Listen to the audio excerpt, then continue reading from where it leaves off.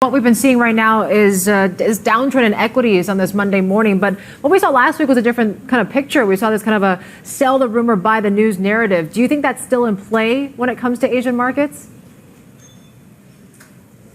I think what we saw last week in terms of the revival of the Asian markets really came about because the tariff level that was introduced was somewhat less than was expected in markets. However, I think now that we've seen over the weekend that there is potential here to ramp up these trade tensions, and I think that really this is going to be an ongoing struggle between the US and China.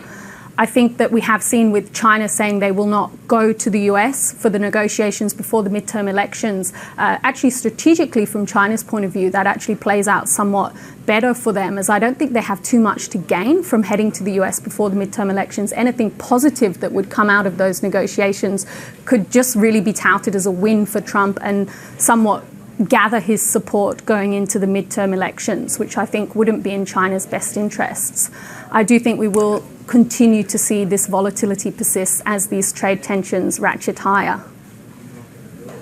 Eleanor, if you just look at what's been happening, you look at the way the two have been dealing with one another, isn't it becoming more and more apparent that this is all being driven by ideology, and it's a recognition of that in Beijing that stopped them having these talks that Liu He was headed for? I think you're absolutely right there, and I think that's certainly the factor that's coming into play here.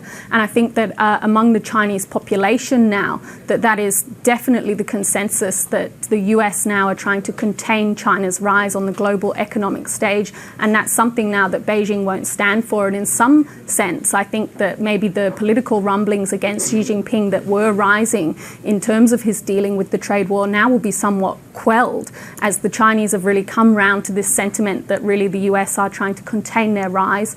And I think a lot of that backing will now be behind Xi Jinping in terms of backing off from these trade negotiations and in terms of not conceding to Washington's demands with regards to industrial state support, which I think is a big part that comes into play when you look at the long-term prospects for this trade war, is the fact that China really can't concede on that, because that's something that's quite integral to the Chinese Communist Party's economic transformation of China.